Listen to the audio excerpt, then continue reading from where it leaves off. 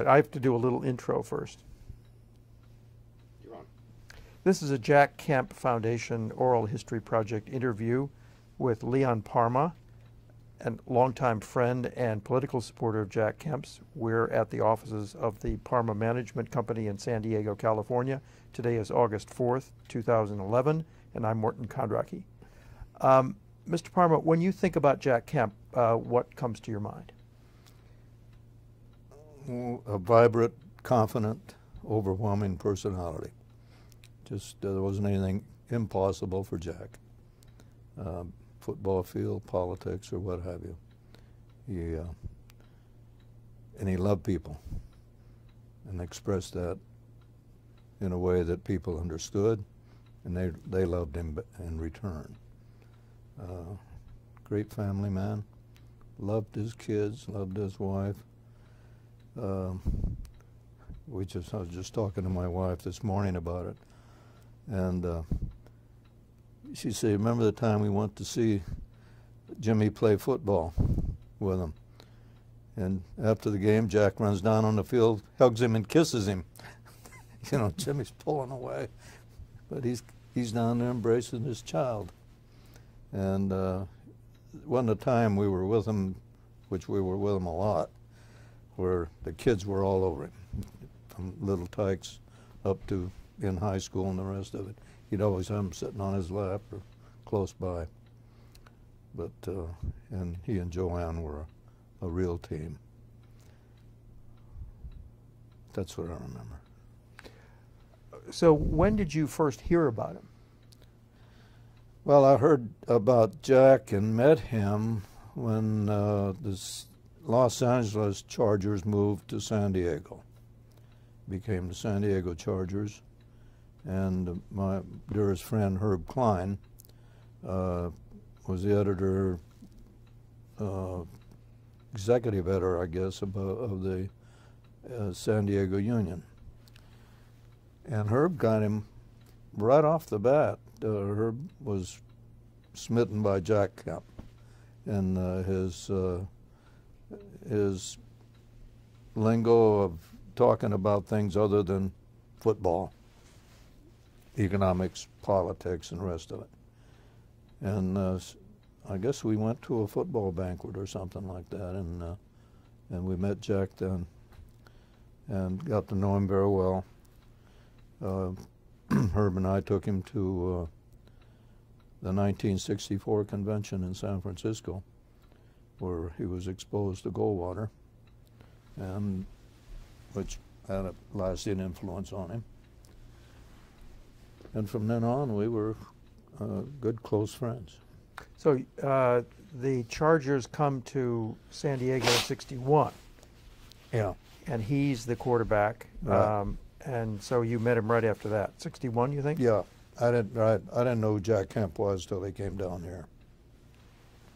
That's what we met. So it's been 50 years. And how did Klein first meet Jack Kemp? I think the same way, through the Chargers.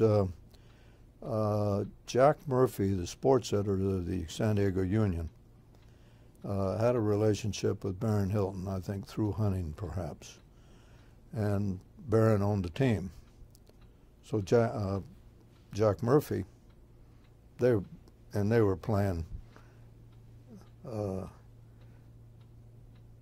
in the LA Coliseum, and Sid Grellman used to tell the players, "Go up there and shake hands with the fans." You know, there were only a few fans up there. They wanted guys to go up there and shake hands with them, and there were so few attending the game. So Murphy enticed Barron to bring the club down here, which he did, and we're pleased that he brought Jack Kemp with him.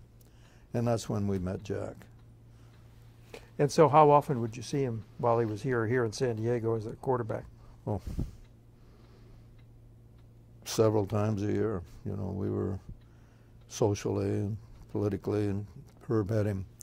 Herb would not let him write anything on sports, and he'd do work on political stuff, economics or whatever. But he would do some writing. He'd back up some reporters and information he was putting together. But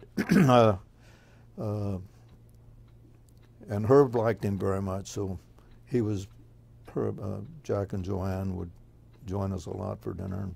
So it was basically three couples? Three couples at the time. At the convention, we had a broader group of people. That convention in '64, they overran the time. The time management of that convention was really to the detriment of the party, because we were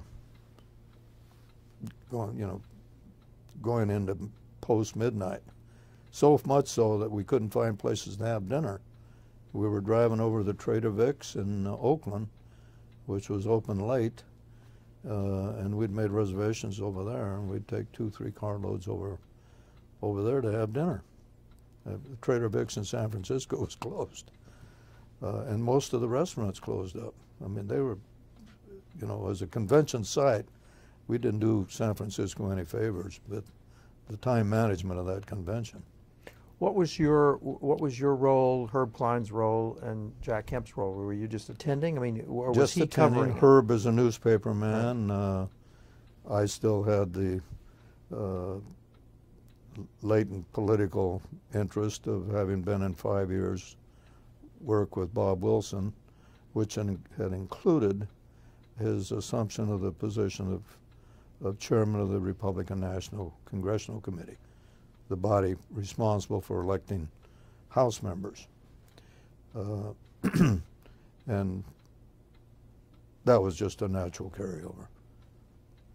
And then I always helped Bob historically through every election after that.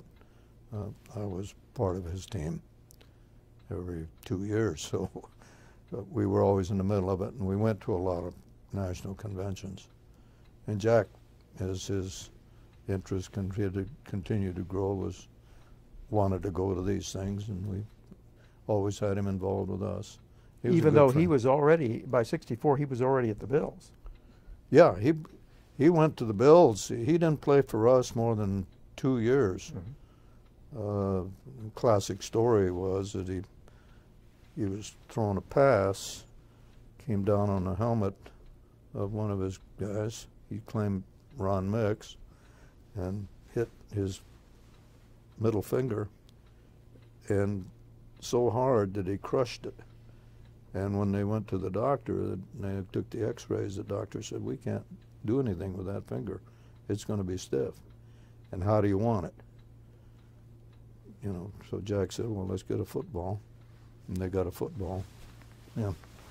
Jack grabbed the football and he said, "That's how I want it." So he took the hand, and the doctor looked at it and said, "Okay, I got it."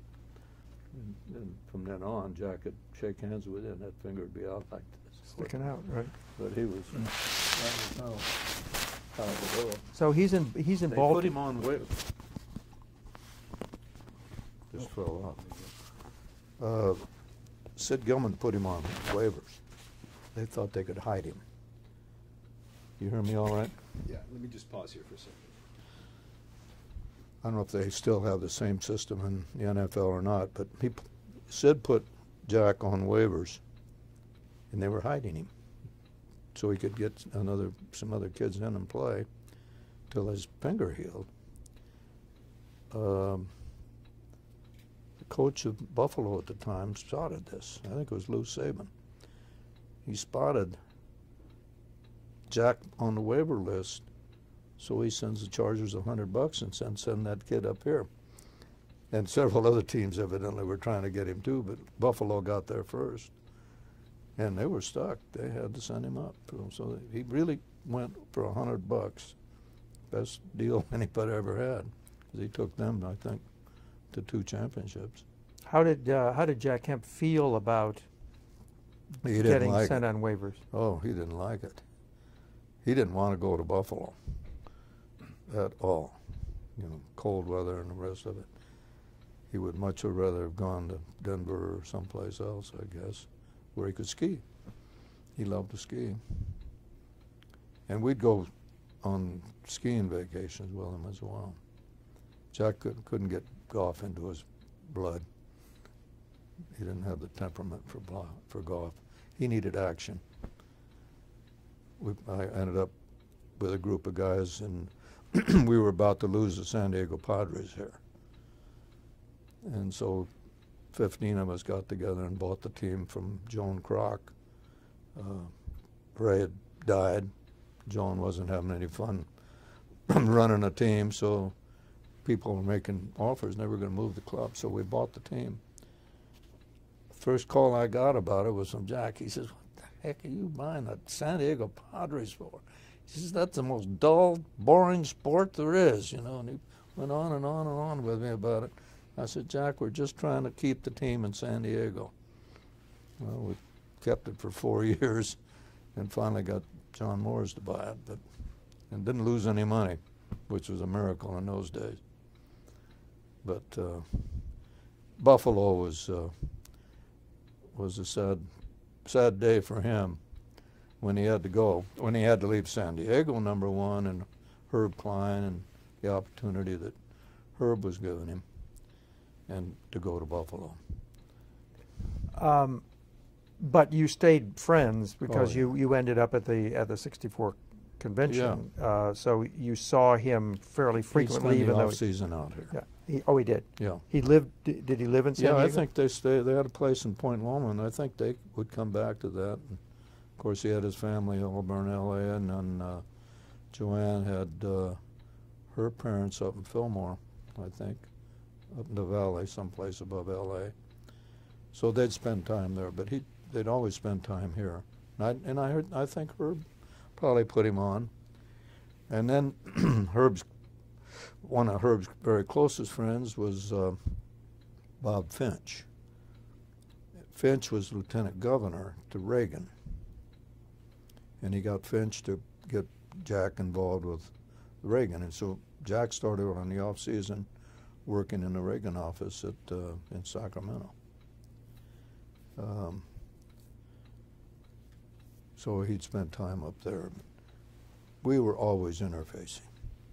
And when he was elected to Congress, and it became more intense. So describe your role in his political life. Anxious supporter, I guess. Helping him stay on track. I think he was a self-starter politically, ingratiated himself with everybody with his confidence in his philosophy and pushing his philosophy. I sat on his committees. He'd have informal committees. Otto Silla, who was the editor-publisher of the Minneapolis Herald Tribune, I think it was. Big guy with Cowles Publishing, and he sat on several boards with the Cowles publications. Otto may even have had something to do with the Washington Post. I don't know, but Otto was a very significant supporter of Jack's and made introductions to him throughout his sphere of interest. Just complimented Herb Klein's side with the working press, Otto with the professional guys that owned and ran the newspapers. And Otto and I were very close as far as Jack is concerned. I don't know how many times we'd talk on the phone, mostly Otto calling, "Why the hell did he do this?" You know, well, let me talk to him, Otto. But it was, he had a lot of people like that. So you were a political advisor as well as a fundraiser? Oh, yeah, I guess. I never felt like an advisor per se. I'd tell him what I thought, and I'd bounce things off of him. He'd ask me what my opinion was on things. What my influence was, I can't say. You know, I took issue with him a lot with guys he would hire that I felt weren't good enough to be doing what he wanted them to do. Like who? Ed Rollins, Jack or Charlie Black. I didn't think they weren't heavy enough, in my estimation. You know. This was for the '88 presidential. That's right. This is for a lot of campaigns. I mean, they were kind of peripheral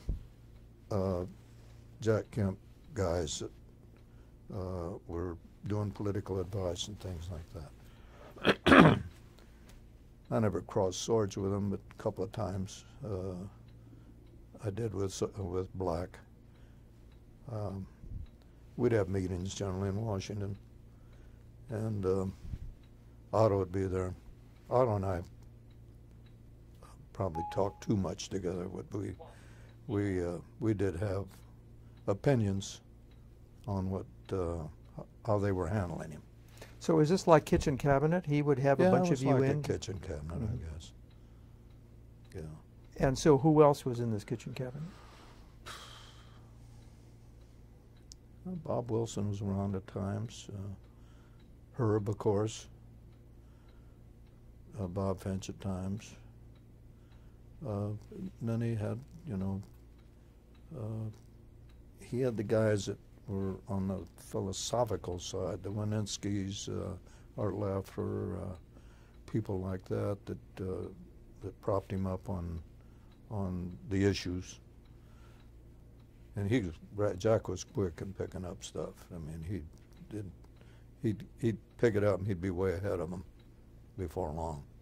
Were you in meetings with those guys? At times. They were just simple, you know, give and take. How often would you go out to Washington to see him? Oh, I did not make specific trips back there for Jack, per se, but I was involved with companies that did business in Washington that took me back to Washington. And whenever I'd go to Washington, sometimes I'd stay with Jack, sometimes at a hotel. We'd always end up with dinner or getting together at some point. I'd see him in the office, something like that. I wasn't an advisor that he'd call and say, you know, what do we do about this? I wasn't that guy. I was a kibitzer, I guess. Call it that. A friend. That was my relationship with Ford, as a friend. I never worked for Ford. I never worked for Jack. Was involved in the '76 campaign with Ford. He wanted me to take California. I took California. And we won. He called me right near the end. He said, "We're going to win California." And I was kind of wishy-washy, I guess. And he says, "I want to know if we're going to win California." I said, "Yeah, you're going to win it. You're going to win by 150,000 votes." All right, that's all I want to know. Well, he did. You were Ford's California state chairman? I was the chairman, co-chairman here with Ev Younger, who was Attorney General. I'd asked Ev to join with me on this thing. He was structured politically. I wasn't structured politically in California, never have been. On a personal basis with Jack Kemp, how often would you get together as family after he left for Buffalo? Well, whenever he was out here, and whenever I'd get to Washington, I always made it a point to go by and see him, either in his office or out the house, or we'd have dinner together. If Barbara was with me, we'd always have dinner together. And I stayed at the house a couple of times, but you know, sharing the bathroom with 4 kids was another. Jack said, "Jack, I'm going to stay at the Madison." I used to like to stay at the Madison. I said, "I'm going to stay at the Madison." And they took good care of me there. But it was fun. You went on ski trips together too? We'd see him in Vail, and Vail mostly was where we'd see Jack. But, did you stay at his house at Vail, or did you? No, we had a house. He would generally be at the same time Ford would be out there, and we always took a house near Fort, wherever he was. And then Jack would come in. Sometimes he'd come in. Jack would ski a lot of places, I think. And then his kids being in school and all, there were times when he could get there and times he couldn't. But whenever he'd come out, he'd call me and I'd put him together with Ford. Something I've never asked anybody, well, what kind of a skier was Jack? Very good, aggressive. Big Black powder, diamonds? deep powder, black, yeah. He wouldn't even ski. The one time that we skied together, I was not a skier. I'm a California boy. And he said, I don't have time. I said, I'm going down a hill. You go down with Joanne, you know. So Joanne took me. Joanne could ski very well, too, but I was a terrible skier. Ford damn near killed me. But I was doing well with the short skis. And so Ford says, you got to get the big skis on. So I got the big skis on. Well, that day he decided at Vail he was going to ski the back bowl, I guess they called it. Well, we get to this thing, and it's like here, and our skis are looking out like that. I said, we're going down there. He says, yeah, come on. You know, off he goes. Well, I tumbled all the way down. Secret Service guys were going crazy. You killed him. He said they told him. He got down to the next station where we were going to the lift, and I didn't show up. And he said, they told me that you broke every bone in your body, probably. Well, I finally got there. I didn't break anything. But it was I could ski, but not to the caliber they were. So was Jack a reckless skier, would you say? No, he was a controlled skier, but fast. You know, he was, Jack, nice compact guy, and he could ski well. Did he ski backcountry and, you know? Oh, he skied everything. Yeah. No, he did not limit himself on the slopes. And Joanne could ski right with him. And his kids did too, of course. You were both quarterbacks. I mean, you were a star quarterback at San Diego State, and obviously he was a pro. I was a quarterback. Well, so did you talk about quarterbacking and how to be a quarterback? Oh, well, we'd talk about it. I don't think we analyzed our forms or how to do it or anything. I always felt Jack threw the ball too hard. He threw that ball it'd be 40-yard pass, but it was a straight line. And when that guy, and this is before they had gloves or anything else, and they went up to catch that ball, it was, in cold weather, it was difficult.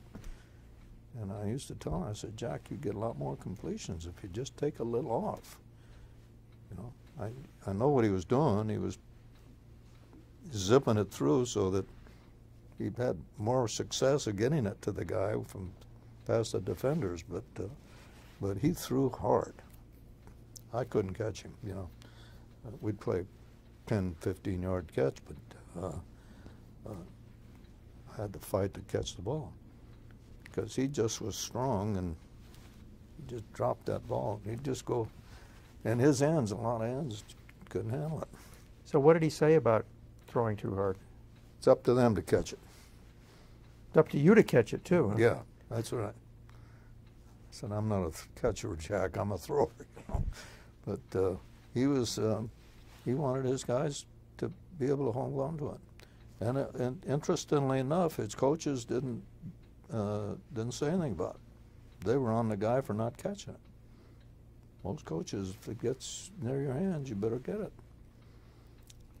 So when you're playing catch with him, though, he won't even let up on you.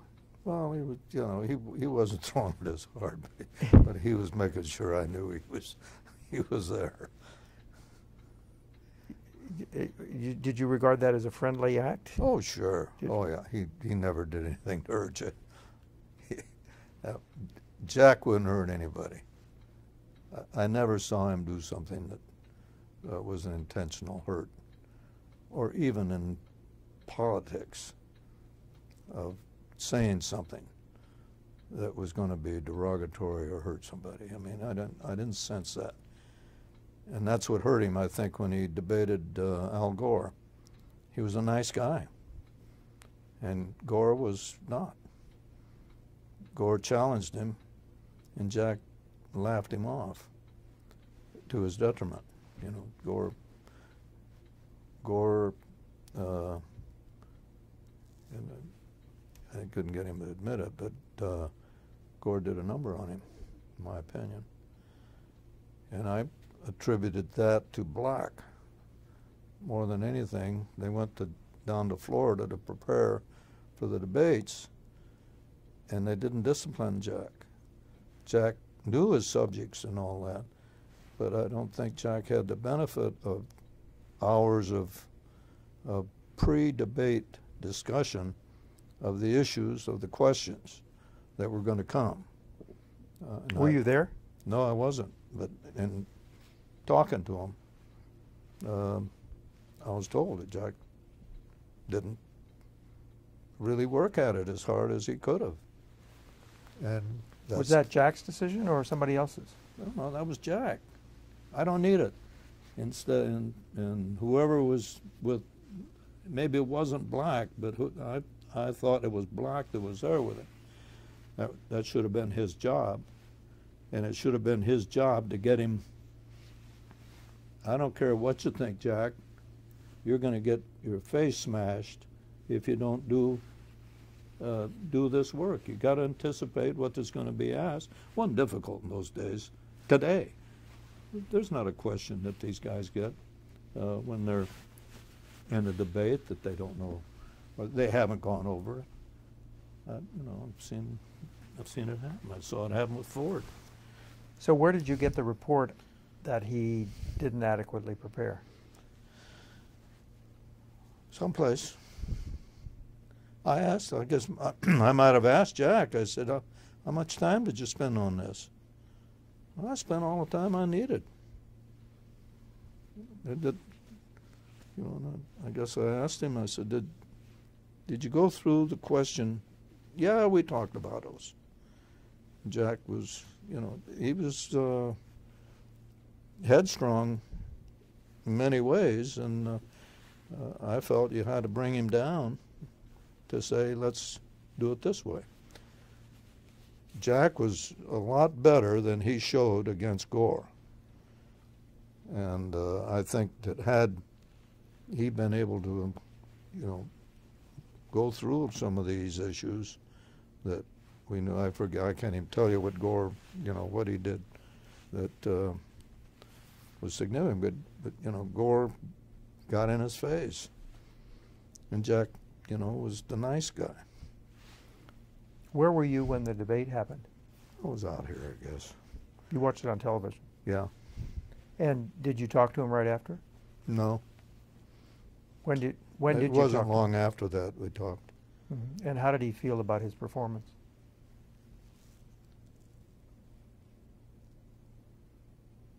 I don't know. I think perhaps he might have been defensive. But my thought in talking to him was, you didn't do the best you could.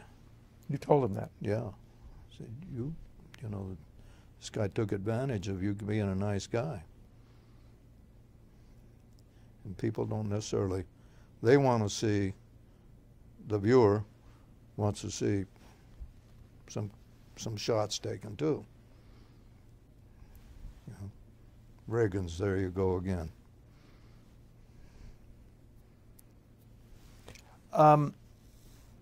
Let's just go back to the Chargers era for a minute. Did you know what his relationship with Sid Gilman was like? Yeah, very close, warm player to coach relationship. He loved Sid Gilman. And Sid Gilman warranted that kind of affection. He was a great coach. He was an innovator. He really brought did a lot to bring the passing game in. Was Sid Gilman responsible for Jack's coming to San Diego? Coming to the Chargers, I mean, when they were in L.A.? Or was it somebody else? I don't know if he was on the selection. I don't know who the general manager was at the time. Because Jack was basically had played very little when the Chargers picked him up. He started out, I guess, with the Giants. Yeah, 5 teams. Yeah, he worked cut with him. a lot of teams. For some reason, they didn't hold him long enough to see what he had. That's the unfairness of football at that level. Coaches don't have time to assess the talent they have. And he was playing, Frank Gifford was the halfback, and forget who they had playing quarterback at the Giants, but, the guy playing second, third string, he's not going to get much. And it's easy to cut the third string guy if you need another player for something else. But, yeah, he was, I guess he was 4 or 5 teams. Did Jack ever talk to you about those days? Not a whole lot. He wasn't happy with that, with his life then. I mean, he was fighting to stay in football. And he was just a young kid. You look at the pictures of him, and he's really, really a youngster. So he must have been delighted to be. There he is up there. He's a youngster up there. Yeah. Guy in the back row next to Ford. So he must have been delighted to have a job and to do well at it. Because he did really well in LA. Once he started playing, yeah, he was a star. Yeah, he was. So we've heard that there's that Al Davis, who was the offensive coordinator, didn't like Jack. What do you know about that? That's the first time I've ever heard that, because I've sensed a very close, warm relationship between Jack and Al. We were with Al a lot.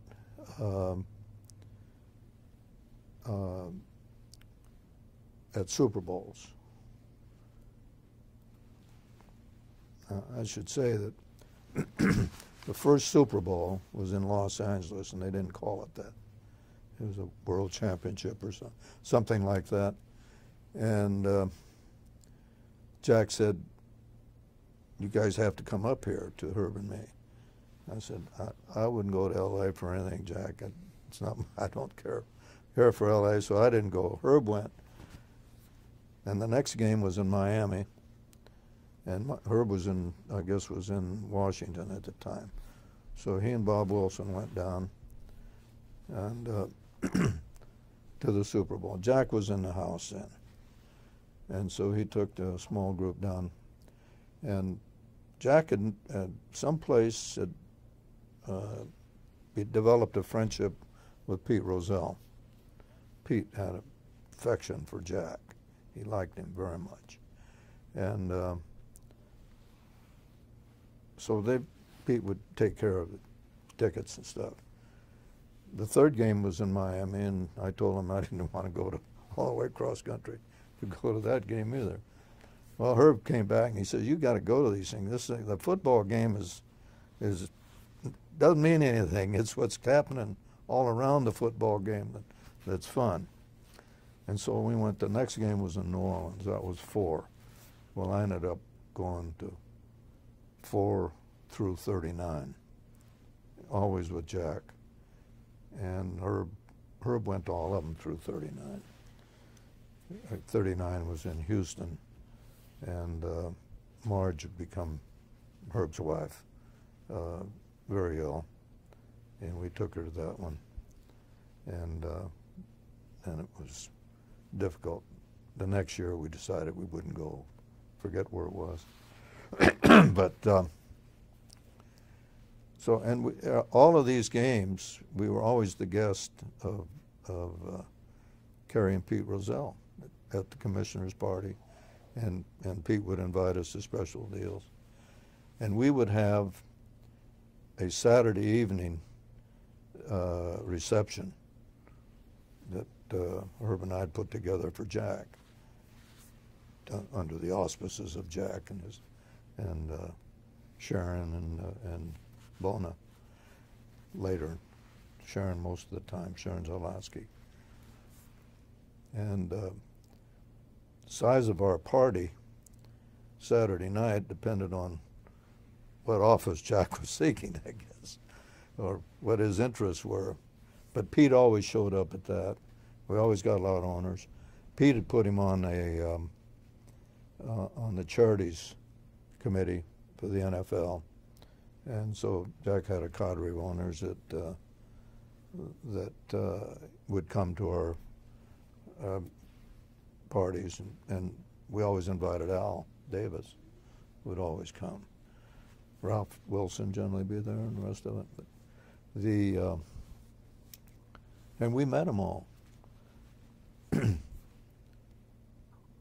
We were at the Super Bowl in '84 in Tampa, driving these little two-lane streets to get every place and all that. And we came back to the Saturday night party, and Jack, Herb Klein, Claire Bergner, who's my dear pledge brother and fraternity brother, who was head of the Chamber of Commerce at the time, and Johnny Sanders, general manager of the Chargers, and I were in a little group, and I said, if these guys can have a Super Bowl in Tampa, can you imagine what a Super Bowl in San Diego would be like?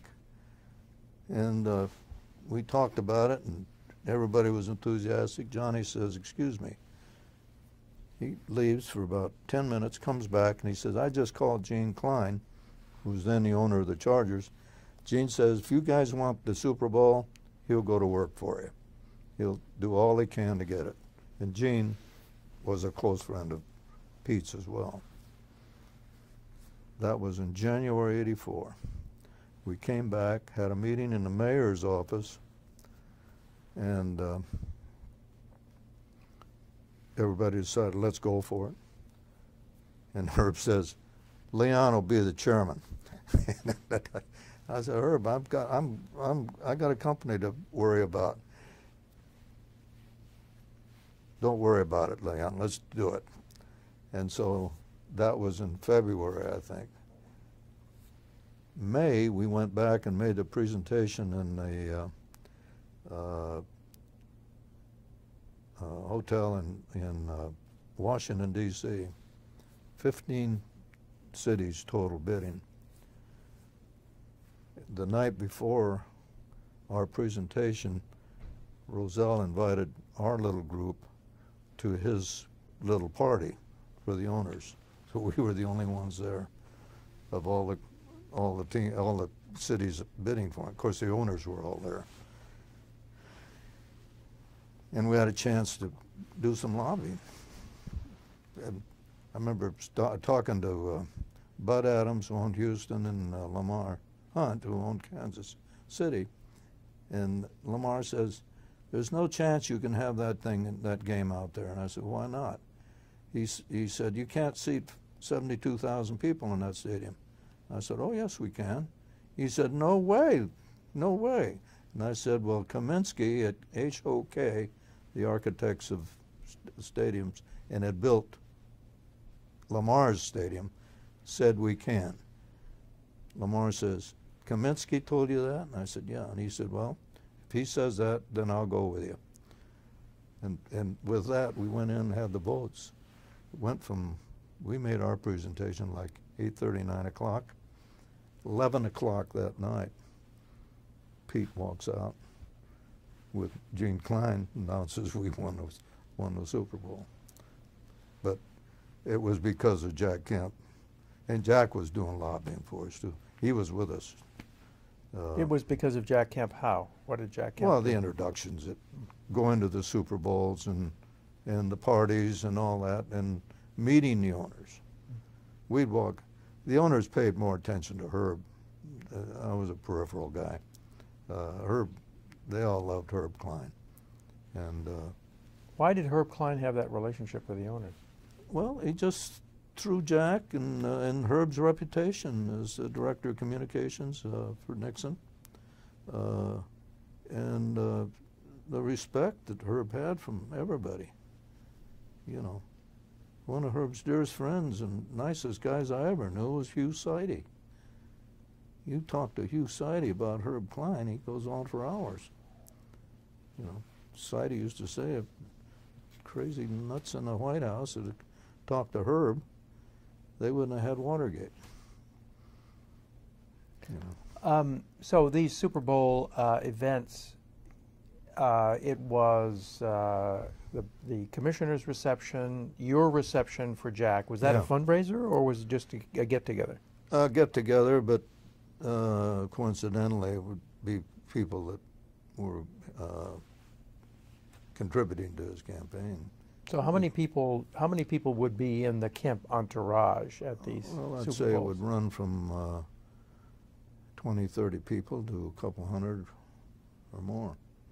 We had one in, I forget what year it was, in Los Angeles at one of those big hotels. We had a ballroom full of people. But were there certain people that he always had, like you and Klein? Yeah. But who were There the was other? a coterie of people. Who Guys from Buffalo, fellow that played quarterback up there, Rosenkowski, I think his name was. Rutkowski, yeah. Yeah. Couple of car dealers from Buffalo, a union leader or two from Buffalo. I mean, Jack crossed the lines with guys and that loved him. And we had a coterie of people from here. We probably had 10 regulars from San Diego. They'd go back with their wives. They wouldn't make every game like we did, but they were there for a lot of them. So what did Jack do at these occasions? Oh, he just would mix around, and if we had a dinner, he'd have a few words. Had a hell of a time cutting him off. But Jack gave a talk, and he mesmerized himself. Kidding Joanne, you got to figure out a way to get a hook on him. You know, he ends a speech 10 times. Would he talk at those things about whatever political thing was burning, or was he talking? Did he talk football? He'd always get around. Football was a key part of it, and the rest of it. But Jack would always put his bid in for supply side economics or whatever he was interested in at the time. Do you the remember? last one at Houston was it was out at some guy's house who was a businessman who had liked Jack. Actually, he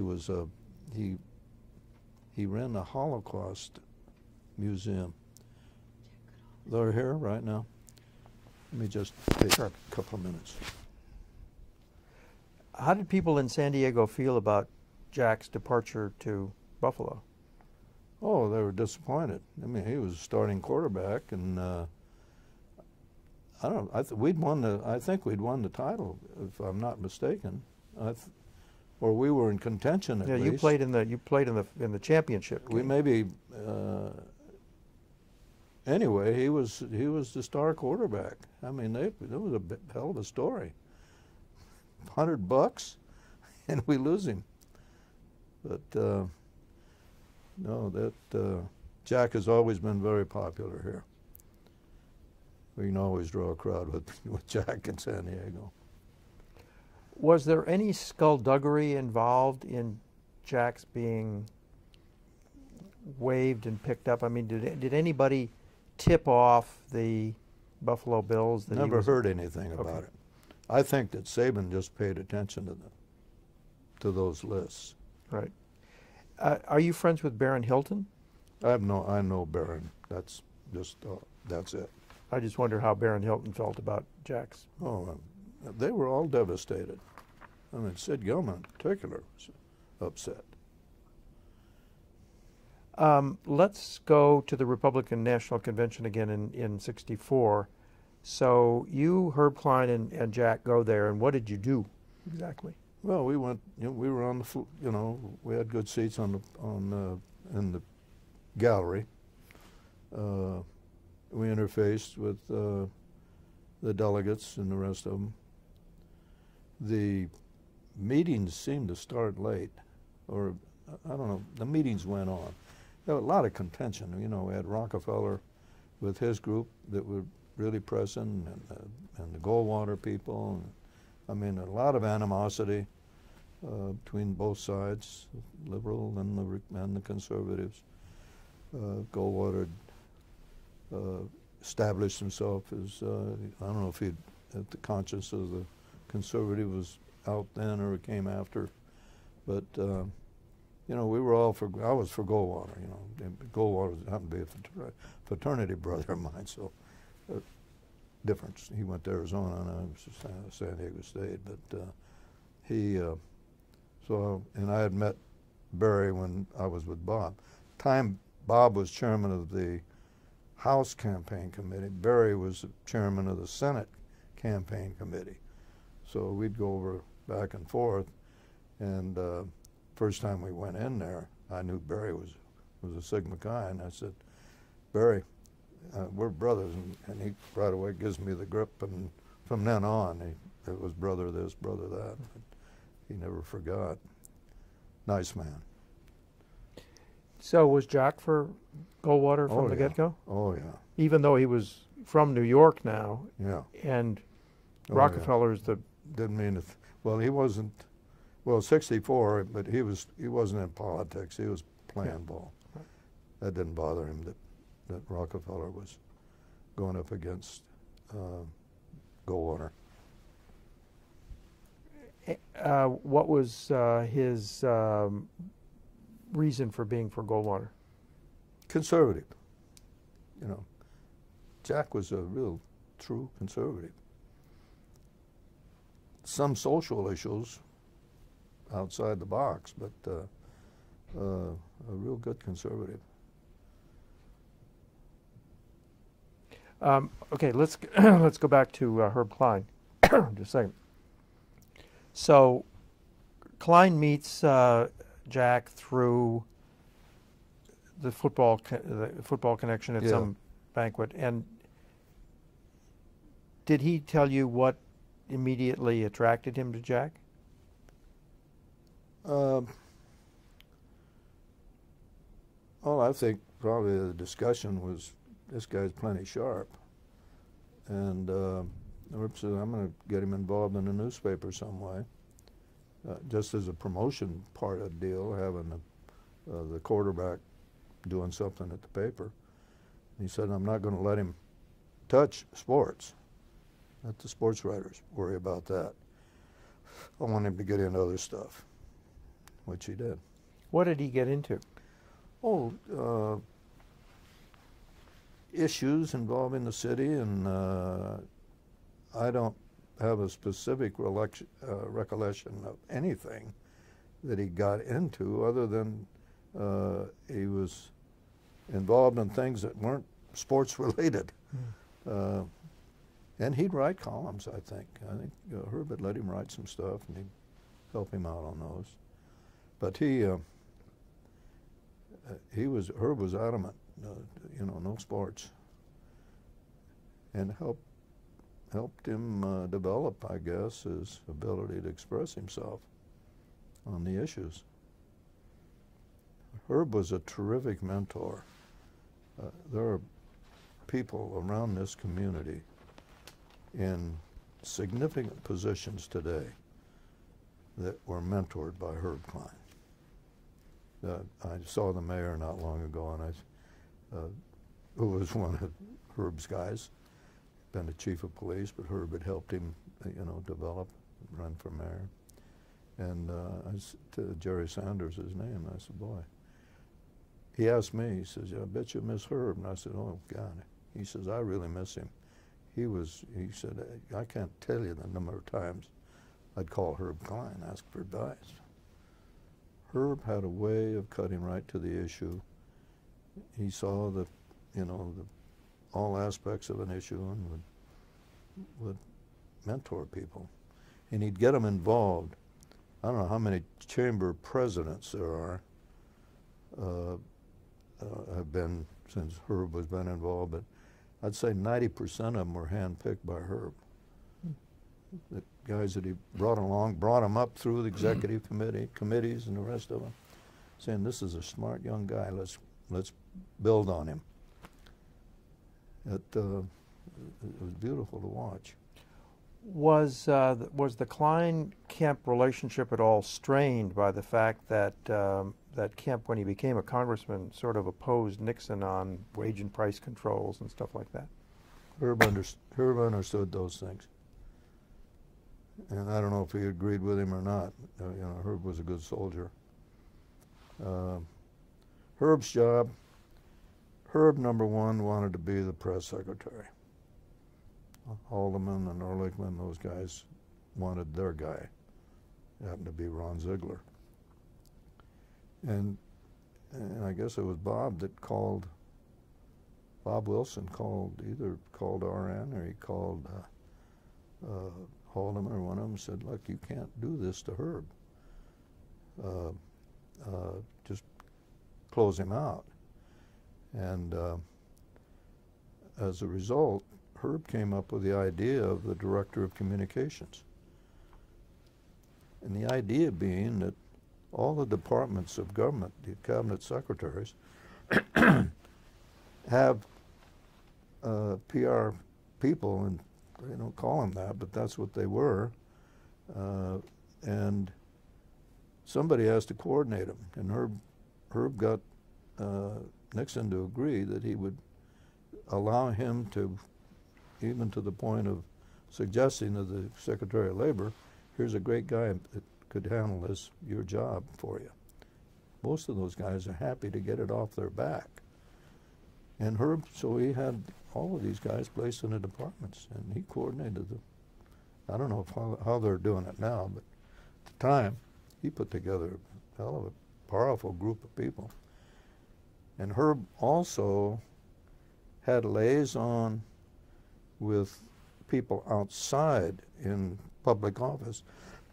Outside of public office, he had a group that he'd bring into Washington once a month.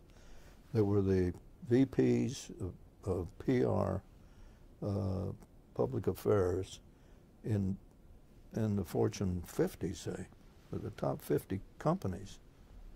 Politics aside, he'd bring them in. You know, what are we doing right? What are we doing wrong? And I think through Bush, at least, Herb had meetings back there with what's the little girl, the young lady that was the last press secretary for Bush? Dana Perino, yeah. Yeah, Dana Perino. He had a deal for Dana. And Herb would present, here's what these guys were saying. Just thought you'd know, ought to know. Just tune them in. Were Klein and the San Diego Union boosters of Jack Kemp all the way along? I mean, yeah. Kemp Roth and... Best of my knowledge, yes. San Diego Union under Jim Copley and Herb, and before Herb, Brute Krulak and Andy Anderson were all very conservative. I mean, they were hardcore Republican guys, and that was the thrust of that newspaper editorially. Did the Union boost Kemp as Reagan's vice president? I don't know that they took a position on it, per se. Or Kemp in '88? Yeah. I think Kemp in '88 had probably supported him. Reagan deal, we were really surprised and upset. Where were we in Reagan's, was that Detroit? Yes. Yeah, we were in Detroit. And Reagan would take George H.W. with him and Jack to a lot of these gatherings.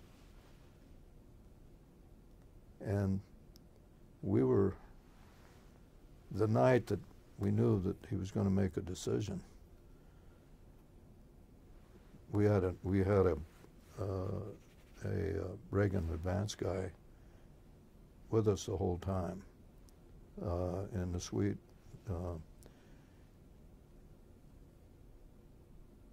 And sometime during the evening, I saw the guy slip out of the room. And I went over to Jack and I said, "This is not good. That guy just left. He knows something." And it wasn't long after that that Bush called Jack, told him he'd selected, or Reagan called Jack. He was Reagan's advance guy. And Reagan called Jack, or somebody did. I don't remember if it was Reagan that called him, or I would hope it was Reagan that called him, tell him that he'd selected Bush to be his VP. I'll tell you, we were like we'd been hit by a sledgehammer. We thought Jack was heads above him. And I think the Reagan people probably felt, Reagan being such a hardcore conservative, that it was better off that we get a more moderate guy like H.W. Bush than another hardcore conservative. I think that was what it came down to. Do you remember who the advance guy was? No. And what was the advance guy doing? The advance guy was going around with Jack? Yeah, he was making sure Jack got to all of these events. And obviously he was there, so he was going to take him over to see Reagan, if he was the guy. Well, when he left, that was the tip-off. And there was only a handful of us there, Herb and Marge and Joanne, Jack, probably. I don't know. Whose suite was it? In Jack's suite. And how did Jack take it? Disappointment. But what did he say? I don't remember what he said, but it was, we were down. I mean, it was, somebody said, "I don't believe it." We couldn't believe it. Nobody rationalized what I just rationalized it to be. No one thought about that. So let me just get the picture. You remember what hotel it was? We might have been in the, it was a new hotel on the water, all glass. I remember during the middle of the night, there was a big block of ice sculpture that was sitting on a table near one of these windows up about the 20th or more floor. And it started melting, and it started sliding, and it slid right off and through the window and went down and landed on the ballroom roof. I mean, it fell 20 stories. I wonder it didn't go through and kill somebody, but I never forget that. But I think that was the hotel. Anyway, so you're in the Jack Kemp suite, and there's you and your wife and Klein and his wife and Jack and Joanne and who else? I don't know who all could have been. Otto could have been there. You're the one. I don't remember. We were someplace with Reagan in '80. If the ice thing occurred, and I don't know if that '80 convention was Detroit or not, but that was when Reagan was nominated. And they were trying to get Ford to take the vice president's job. Did you have mixed feelings about whether Ford ought to be Reagan's vice president or Jack Kemp? That was another time. No, that was '80. Bill Brock wanted to engineer this. Well, '80, but '84. '80 was when Reagan was elected. '84 was. Re-elect. I don't know. I may have them crisscrossed, but I don't sense that Ford. It was definitely. Was it Ford that when they were talking about Ford? Bill Brock. I have difficulty thinking that was the same time. It was. Bill Brock was the chairman of the Republican National Committee, and he had this plan to have Reagan take Ford to be sort of co-president, vice president, but sort of co-president. Well, that's the way it developed. They wanted too much go. Exactly. And Reagan and and Ford's guys, right, Kissinger and the rest of them got Right. together. And right. they were going to control Right. the government. Meanwhile, the Kemp people were hoping that it was going to be him, and obviously the Bush people wanted it to be him. So the question is about you, though. I mean, you're pals with Ford, but you're also pals with Kemp. So how did you feel about that, or did you know about it? Oh, I knew about the Ford thing. Did? Yeah, yeah. I knew about the Ford man. I was in the suite when a bunch of House members went in to talk to Ford in the Ford suite when that occurred. That's why I'm trying to think that it had to be a separate time. Had to be a separate time, because I don't remember the Ford issue. It had to have.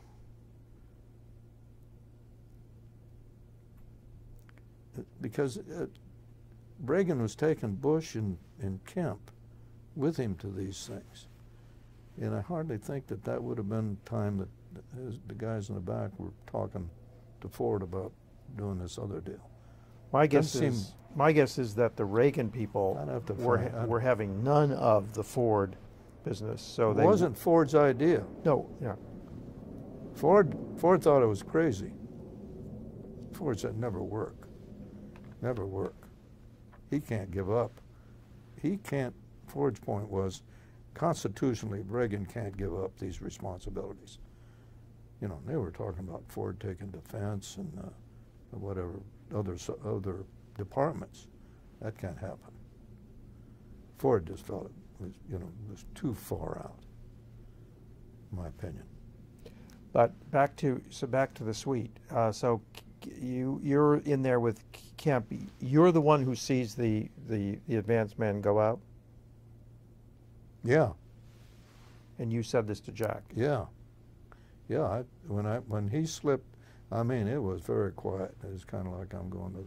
He didn't say anything. Like maybe he walked towards where the John was or something, and kept going and left. Just very quietly, just left. Were the you room. there when the phone call came? I'm not sure. I'm not sure. Okay. Now, when Ford became president in '74, Kemp was a congressman, and there were issues where Kemp was opposed to Ford's economic policy, his inflation policy and stuff. Probably was, yeah. Do you remember your involvement in that? I wasn't. No, I. Ford's presidency. I got a call from Hartman the day before, like August 8th or something like that. Said, your friend wants you back here as fast as you can get back. He'd like to have you here, which told me what was happening. And Barbara and I caught the next airplane. I guess we caught the first airplane out the morning of the 9th. Yeah. No, it was the morning of the 8th. It was the day Nixon read his deal. I had my gal get me a suite in the Hay Adams, and I said, I want it with a window facing the White House. And she got it. And so we flew back the 8th. Must have gotten there late. We barely got into the suite when Nixon came on and resigned. And I was watching the White House and watching that, seeing a very momentous occasion. And I get a call, be over here at 11 o'clock. Come to the diplomatic entrance. And so next morning, Barbara and I got there to the diplomatic entrance and went in, and then That was when he became president. We walked in with Bob Griffin, who was then the Senate Minority Leader, and with Johnny Rhodes, who was the House at the time. I think Johnny was House Minority Leader. And their wives. And when we got upstairs, the East Room was packed. They told Nixon had used that room to address his staff. Staff, recognizing what was going to happen, stayed glued in their chairs. They didn't get up and leave. And the smart guys understood there's enough confusion around. Nobody knows who the hell's invited, who isn't. Just stay here. You know, we'll be asked to leave if we're going to leave. Well, here I am with Johnny and Bob Griffin and our wives. We walk in, and it's packed. Jack Ford turns around and sees us, so he gets the kids up to move so that we could go in and sit there. And I said, sit down. An usher comes over, and I said, you need 4 seats. I said, don't worry about me, but this is the Minority Leader of the Senate and the House. They need a seat. If you need to rouse somebody out, you better get them up there someplace. Well, he comes back and says, I got 6 seats, and they put us over right in front of the cameras. But, I mean, we were about 6 rows back, but we were there. And Ford was sworn in. That, I don't know how I got there, but that was. So, I just wondered whether any of this byplay between Kemp and Ford on policy you got involved in. No. In fact, when Jack went in, when he was elected, I talked to him on the phone. I said, Jack, you got to do all you can to try to get on the Appropriations Committee. I said, that's where the power is. You got to do what you can to get there. He said, that's where I want to go. That or Ways and Means. He wanted to get in on it. But so it was zeroed in on appropriations. And I said, I'll talk to Ford. And I talked to Ford about it. And Ford said, I'd have no problem with him. He said, your problem is going to be with Frank Bowe. Well, I knew Frank Bowe was the ranking Republican on House Appropriations. Frank was out of Ohio, I think. And I'd met Frank through Bob Wilson. And we'd established a relationship because I was president of the Bishop School out here, an Episcopal school. And Frank had told Bob that in 1911 or something like that, he had gone to the Bishop School. And I sent word back. I said, you tell Frank he didn't go to the Bishop School. This has been a girls' school until just recently. And Frank was adamant that he'd been there. And I said, well, next time I'm back there, I'll have lunch with him, talk to him. And so I went back, went on a couple of weeks later, and I called Frank and had lunch with him up. He was one of the privileged guys. He was in the corner of the House gallery at a suite of offices up there. That was where the minority or the ranking member of the appropriations had a suite of rooms there.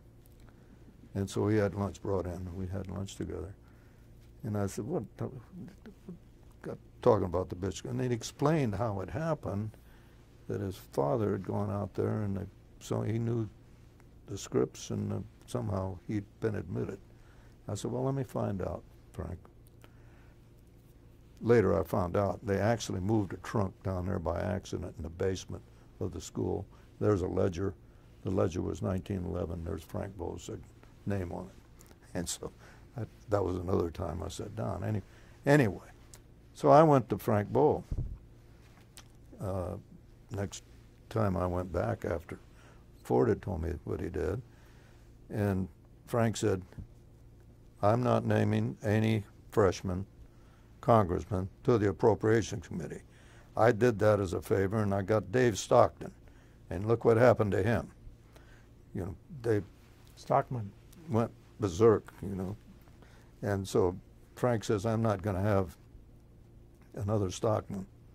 You tell Kemp to prove himself, and I'll think about it. Well, eventually Frank put him on, but Did Kemp get on for, Probst I the think first he, year? I think he did. no, not. For, It took a while. Mhm. Frank he wanted to make sure freshmen were doing what he thought was right. Then Frank gets appointed ambassador to Panama and dies just at the start of his confirmation.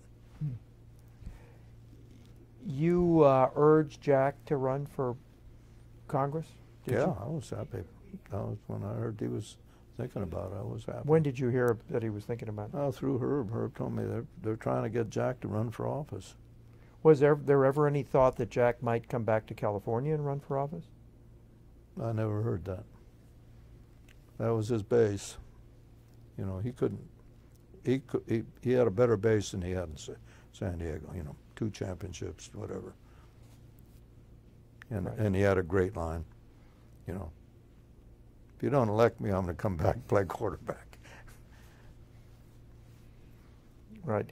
Now, in '76, Reagan is challenging Ford. Yeah. And what was your role in that? Because you were, I take it, a Reagan person, but you were also a Ford person. Yeah. So. Well, I was a Ford person all the way, I was on. Ford had a 5-man special committee of some sort. Roger Morton was kind of our chair. Had Dick Herman from Nebraska. And Rockefeller had a guy who was executive vice president at Chase, I guess. It was kind of his political guy who was on it. He was on it, somebody else. But I think 5 guys. We started out with 5 guys. And then I suggested we put William French Smith on, because he'd been Reagan's lawyer and wasn't a vociferous guy. That, you know, he was a steady person and would give good advice. And he was Reagan's lawyer and had the confidence of Nancy and Reagan. And we just advised on issues, or you know, some policy things that might come up. It wasn't a really significant committee, but I think there's always a place to put some people that, you know, took care of Rockefeller's guy and took care of the National Committee, had people, Herman from the National Committee. We'd have people come in and give us reports sometimes. We'd meet once a month or something like that and go back for that. No conflict with Jack.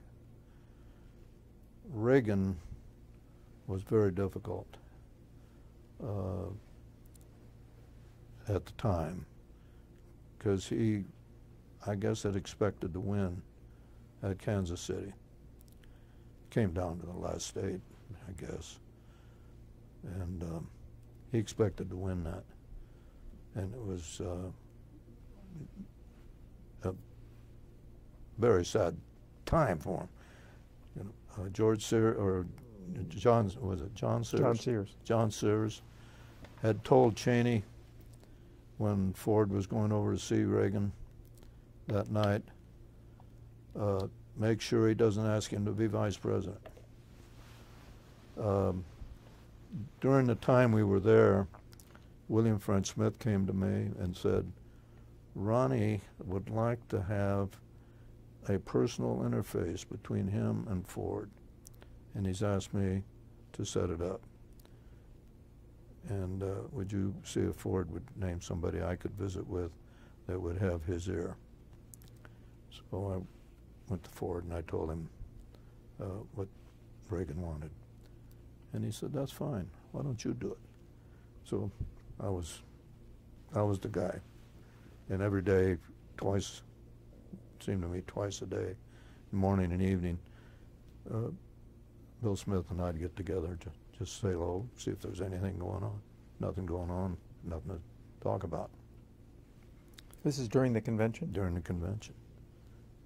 Bill Smith said, make sure he doesn't ask him to be vice president. I mean, that was coming now from the lawyer to me to Ford.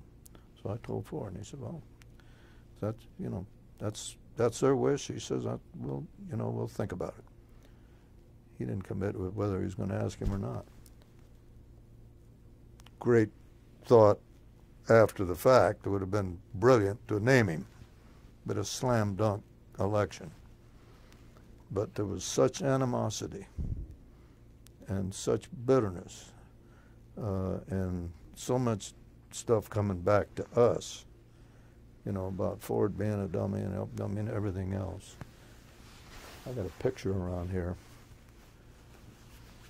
You got a mic on. Yeah. We'll do it later. Let me show you the picture, Okay. I think, because it's kind Shut of it off. Historical. Okay, so we're back to the 1976 convention. This is Kansas City. Yeah. What did Kemp do about the Ford-Reagan fight? I really don't know. I don't know. I can't tell you if Kemp was a delegate or not. From New So York. you didn't have any. You had other fish to fry at that convention. Yeah, I was worried about my golfing buddy. Right. Okay. Because there is this story that Kemp offered Reagan some delegates from New York if Reagan would advocate a 30% across-the-board tax cut, and the Reagan people said that's too far out. You know, we haven't prepared that, so it never happened. But that suggests that Kemp was sort of leaning Reagan's way. But you, I don't know anything about it. That's Rockefeller, after all, was the vice president. And you got to assume he controlled the delegation, and he controlled New York and would deliver New York. And I don't know if he did or not. At this juncture, I can't tell you. I know election night I was a scorekeeper at the White House. I had I think it was Newsweek, had a nice layout of the states by delegates. That was very convenient, and I had a White House pad, and I was just keeping score as it going. And the president was right here all the time, and then if I wasn't there, he'd get me over and I'd tell him what the latest was. Till 2 or 3 in the morning when Cheney came up and said we lost. We were still there. Give me 9,000 votes and he's president. It was that close. Between 76 and 80, Kemp is a rising star. Kemp Roth is happening. What was your role with him then? This is the period when, you know, he's a big supply sider and all that. This is when you would go to Washington and right. We'd, you know, just support, I guess. You know, we might talk about these things. I remember Jude Wininski being around. Laffer was around, not as much as Jude. Jude spent a lot of time with Jack. What did you think about Jude? I wasn't sure. I wasn't sure about him. I didn't know what was motivating him. He wasn't. I think he'd worked for the Journal,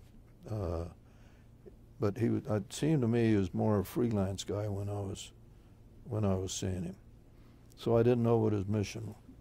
I wasn't tuned in enough to understand what he was getting at.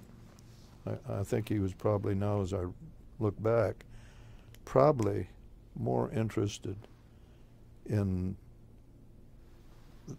the philosophical thing being projected out, and Jack was the guy that could carry the message better than anyone, and that's why he concentrated on Jack. That would be my cut at it. Right. Did you know Laffer? Laffer was in California for some of his time. I just met him at political deals. Now, in 1980, Laffer and Winooski tried to hatch a plot whereby Kemp would run for president, but then would withdraw and throw his delegates to Reagan. And the assumption was that Reagan would then pick Kemp as vice president. Were you in on that? No. Okay. That never came up in any. Well, it never happened because meeting. Kemp refused to go along with it, wouldn't run against Reagan. Yeah. Who did Reagan have? He had. Who was his vice president? Bush. Reagan's vice president was Bush. Both times. Yeah, right. That's why I'm confused. I can't put the Ford vice president deal and Jack and H.W. being the guys. I can't put that all on 80. It makes sense 80. that it would be 80. It was definitely 80. Okay. But the Ford thing was dissipated fairly early during the convention period, because I know at the last couple of days it was all who's going to be Bush or Kemp. Right. So during the Reagan years, Kemp is sometimes, much of the time, for Reagan policy, but sometimes opposed to Reagan policy. Do you remember any input that you had during those? I had little input, policy-wise, politically. I was a support agent. You know, keep your powder dry. You know, don't. You know, just think a little bit about what you're doing and why. Okay, he wants to be president in '88, or he's going to run for president in '88. What role did you have in that? Well, we sat on this committee, and I think probably the guys involved professionally with him would just soon not have Otto and me around. Who is Otto exactly? Otto Silla Spell it. was the publisher of the Minneapolis Herald Tribune. Is he still alive?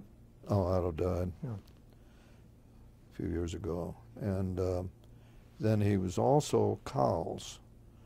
And Coles, what are the magazines and some other, I guess they had newspapers too. I know he did a lot he was on the boards. And I don't know if Coles owned the Minneapolis paper or not. I'm not clear on that, but I know Otto was a pretty influential guy when it came to the publishers. Herb had a lot of respect for him, and I keyed off of Herb a lot on what he thought of people. Herb was a very good judge of character. So did the three of you share your opinion about Rollins and Black? I think so. And what was your? I know that Otto expressed himself very strongly on this. To Jack? I think so. And basically the message was? Jack visited a lot with Otto. He liked Otto and he respected Otto. And I don't know what the impact, but I would guess from what Otto's temperament was with me, Otto didn't hesitate with Jack talking to him. So the message was that? Watch these guys. You know, either they don't understand or I don't know what, but they didn't do things that we felt Jack needed to be promoted. Mm. You know, an example is the damn debate thing. That was later. That was later, but you know, the confidence factor was paramount. But in '88, I mean, you know, he's always running against Bush and so on. It was difficult to begin with, but did you not feel that that '88 campaign was being run well? Jack's? Yeah. Yeah, I didn't sense that they had any traction. You know, Bush coming out of the vice presidency and all, he had a lot of traction.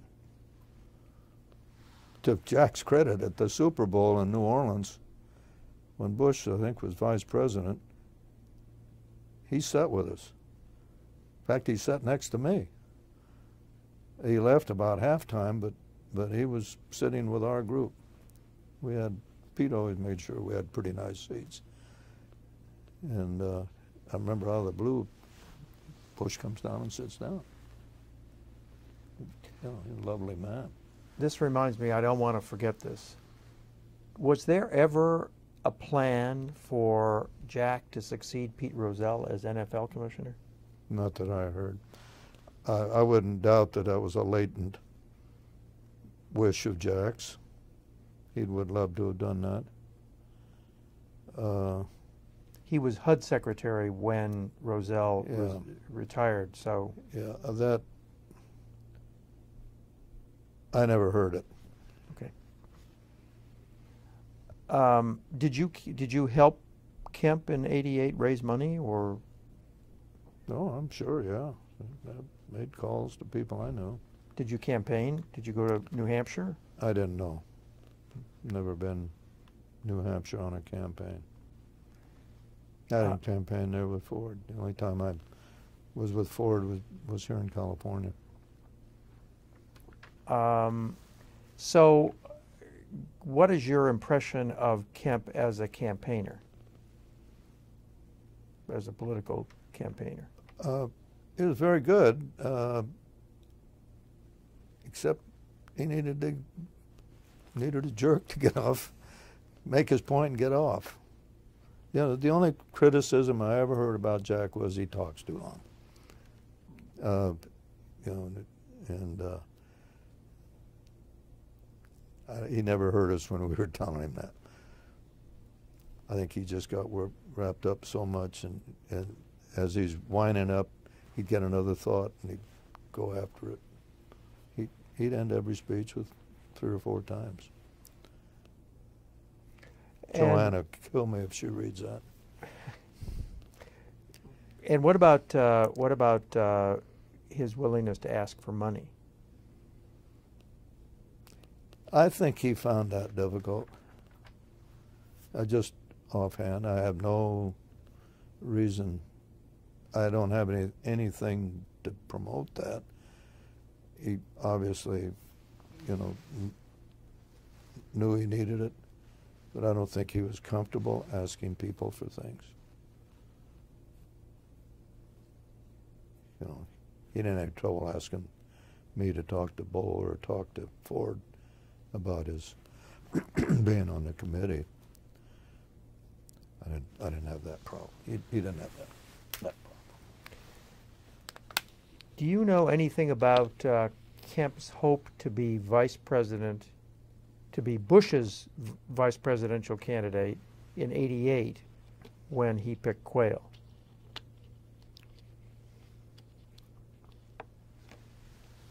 No. Did you go to New Orleans?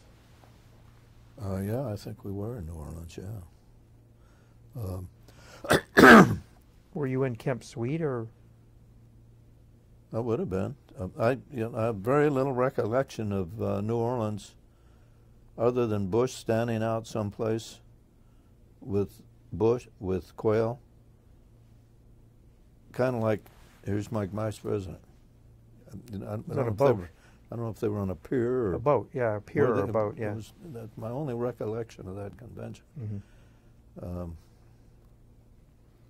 And as I say, I think we were there. I didn't just go to these things. I felt I had to have something to do. And I don't know. I just can't put it together what we Okay. were doing. So then he becomes HUD secretary. Did you have much to do with him about housing or No. what he was doing then? No. And then he leaves. After that, he's Empower America. Yeah. Did you help with Empower America at all? No. I maybe made a contribution. So then he gets nominated for vice president. Were you surprised that Dole picked him as? I was. I guess I had some hint about it. I knew Bob Dole very well, actually. He was the chairman of the National Committee in '72, and we were given. Nixon wanted to have the convention in San Diego, and I was asked. Bob Wilson asked me to be the chairman, the local chairman, and so we interfaced. I interfaced with Dole a lot. Had him to my house, in fact, for a party. And then when we went to Denver, when they made this election, I was with him in his suite. In fact, we called John Mitchell to make sure Mitchell was on board, that the convention be in San Diego. But that's as much as I know about it. But you must have talked to Jack about Dole, about what he thought about Dole. Yeah, I guess. Do you remember anything about that? No, I had a high regard for Bob Dole. Did Jack? And Jack, and I felt Jack could really help the ticket. You know. Dole was a kind of a happy-go-lucky guy. You know, I mean, he was almost a throwaway for some people to be in that race. You know, I don't know. I felt he'd do better than he did. And I don't know where we got off track. But I thought he'd do a lot better. Did you have a role in that campaign? No. I mean, Jack and Dole had been adversaries within the Republican Party over tax policy. Did you ever talk to Jack about what he thought about Dole? No. Okay. Again, we were more social. Mm-hmm. Ford, I didn't talk a lot of policy with Ford. I think that's why we got along so well. We figured up one time we'd played over 250 rounds of golf together. And I think we did that because I relieved, I felt my responsibility with him was you don't need to worry about me with policy and all that. I had a call early on, I guess right after the transition committee. He asked me to be on the transition committee. It moved him from VP to president. We met 5 o'clock that afternoon that he became president. And everybody went around the table, made comments. And Ford said, I'd like to keep you guys together. Why don't you come back here in a month? Tell me how we're doing. Johnny Burns was there, Bryce Harlow, Mel, Dave Packard, Bob Griffin, Johnny Burns. Sidebar. The ambassador corps was coming in to present their credentials. Terry O'Donnell would come in and tell the president they're in the Roosevelt room.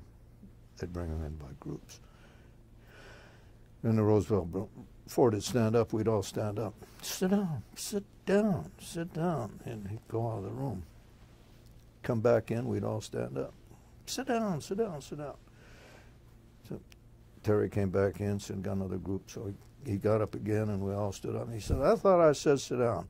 Johnny Burns says, Mr. President, we're not standing up because you're Jerry Ford. Right. That was, I think, his first realization. He was President of the United States, and things were going to be different. Right. So, did you talk to Jack when he discovered he had cancer? Yeah. He called me in January, and I tried to find my telephone slip, and I can't find it. I know, and I must have been home, because, and Barbara heard this, so I was home. He told me that what had happened. What did he tell you? He said, I know that God has a plan for me now. Hmm. You know, that was in January, I think. Which, then I stayed in touch with Jeff. Jeff was calling me, letting me know how he was doing. I found it hard to believe. You know, started out with a pain in his hip. They were pumping him with cortisone, making the cancer grow. You know, it was, and by the time they cut him open, they just sewed him back up again. So that was a disaster. But that was, I wanted you to hear that. I thought that was a poignant thing for him to say. He loved his kids, hugged his, you know, Jimmy's things. So, assess Jack Kemp as a person. I mean, one of the things that everybody says about him is that he was intensely competitive. Oh. Do you remember any stories about competitions? Oh, well, they just, you know, you win. I mean, that was his. Played tennis with him or anything like that? Did you play tennis with him? I played a game or two with him. I went with a hoot, and he jammed that ball right down my throat. I mean, it was get out of the way. It was powerful serve. Same with his skiing. You know, down you go.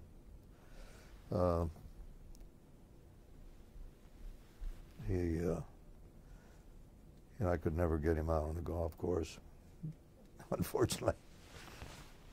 What did he say about golf? Oh, it takes too much time. Well, that's another characteristic we've encountered, and that is that he was impatient. Yeah, he didn't suffer people that took a long time to say things. He'd cut in and finish your story. Did you ever drive with him? I must have. I don't know. I don't have a recollection of having a close call, at least. Did he get impatient with Joanne? He was very careful with Joanne. He leaned on Joanne a lot for opinion, and she was really a ballast for him. I don't. She would take over things. We used to, Herb and I used to sit down with Jack and Joanne to decide where people were going to sit at the Super Bowl. And we'd have 100 seats or 200 seats or whatever the times were that we were doing things. And we'd scrounge tickets up. I'd get stuff and I'd call Ralph Wilson. I need 10 tickets. Can you peel off 10 tickets? Other owners that we might know, Lamar, ask him, can you peel off 10 tickets for the Jack Kemp people? Pete'd get what he could. We'd harangue. Herb and I both get on Spanos to get Charger tickets. I was a season ticket holder, so I could leverage that. And I was, at the time, I had the Budweiser distributorship here, and we were big time sponsors of all sports, and so that leveraged into tickets. So we got tickets. We weren't ever without tickets. And but Herb and I'd sit down with Jack and Joanne, and Herb and I generally would sit down, map out where they were going to go. Joanne would have her input. He didn't have time to screw around with it. Then pretty soon Joanne says, "I'll take care of it." So she'd take care of it.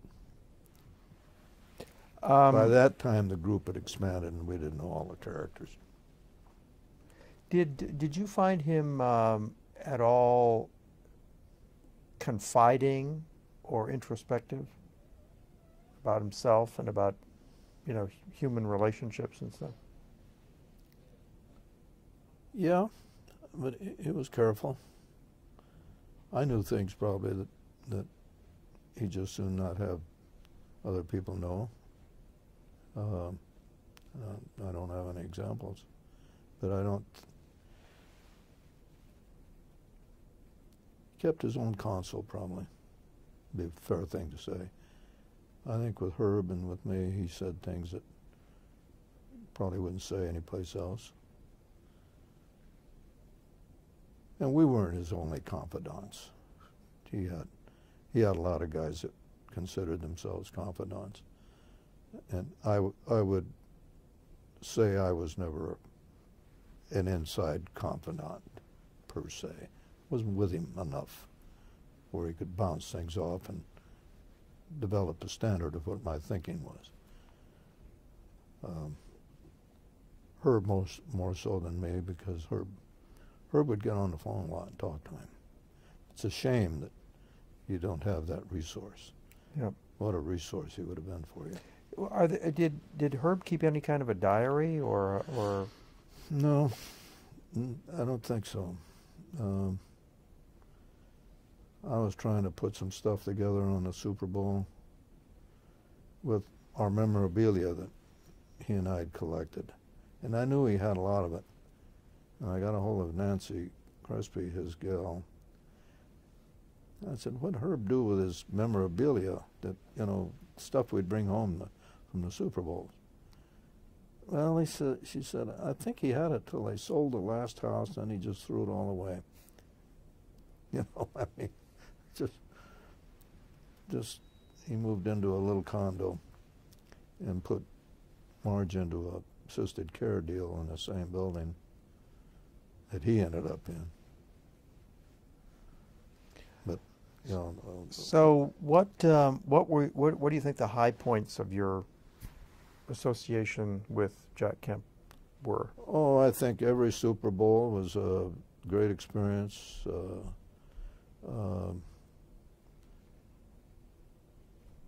Being with him, what few times we were, and when he ran for the vice presidency, was a, pinnacle that few people obviously achieve.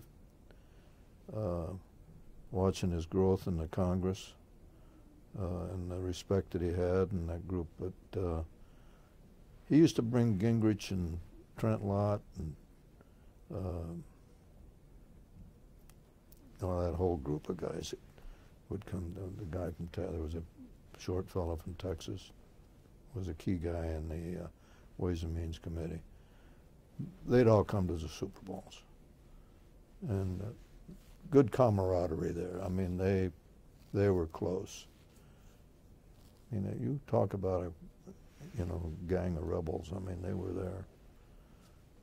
They were good. All sharp as sharp can be, and dedicated to getting things done. He was totally committed to Reagan. Whatever Reagan wanted, he'd try to help him. But he, as you say, he took issues with him on some of the policy things. And I think part of that was because he knew Stockton was probably pulling the strings or doing something. And it concerned him Stockton confirmed. Stockman, yeah, the budget director. Yeah, that I think Jack had concern about him. Jack's acquaintances were so broad, people that he knew. It was huge. And he had a big-time relationship within the Jewish community. It did, you know, he was totally committed to the Israel deal. Netanyahu, I know he talked to Netanyahu a lot. What's his net? Bibi. Yeah, Bibi. Yeah, he talked to him a lot. You know, some way in the comment, he said, talk to Bibi today or something. He was proud to tell me that.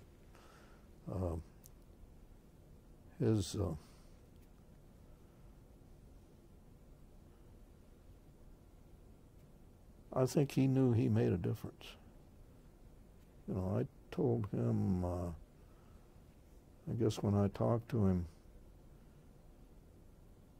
and he called and told me about his problem, I said, we can't lose you, Jack. We need you. This is one time, you know, where your voice is really going to be a pivot point. We need you. Don't let it up. I don't think he gave up, but he had realism set in that he told me he was just totally, had taken over the lower part of his stomach. So, you know, he knew he was dying.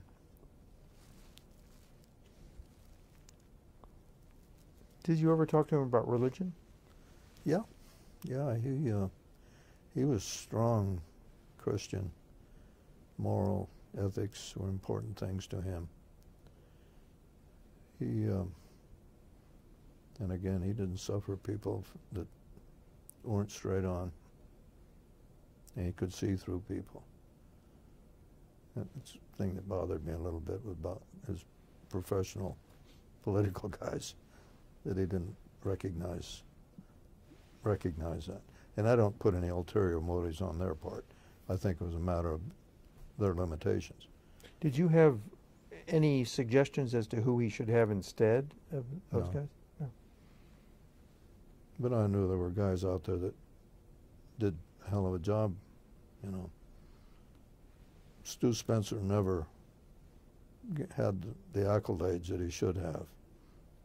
Wouldn't have been a Ronald Reagan without Stu Spencer. He was one of the few guys probably in the world who could tell Nancy and Reagan, you're full of ass. That'll never work. You know, I mean, that's the way he talked to them. He was a tremendous person. But, you know, we've got a lot of pros in this business. So did Jack have blind spots about people out of loyalty, or? He was very loyal. He was loyal. Once a friend, always a friend, unless you really screwed up. No, Jack was, and he had confidence in people that had demonstrated reason to have confidence in him. Were there any low points in your association? Did you ever have a fight with him about anything? Never. Never a fight. So what do you think his place in history should be?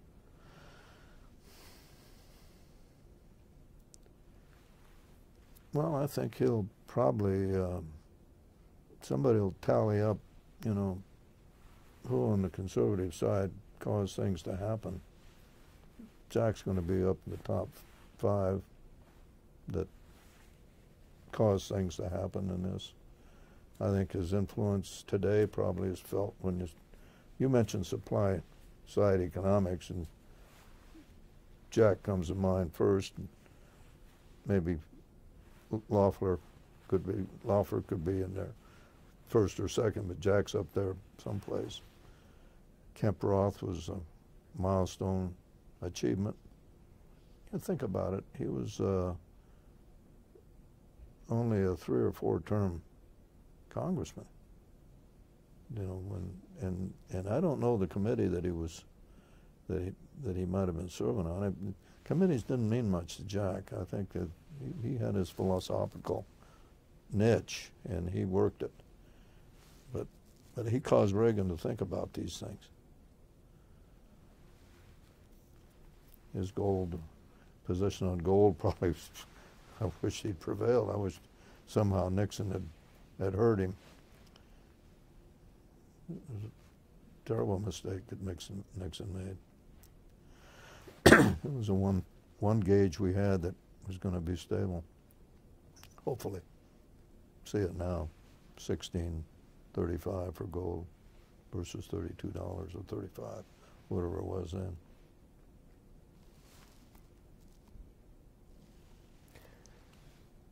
Mr. Parma, thank you so much for doing this. Appreciate it. I don't think I gave you much substance.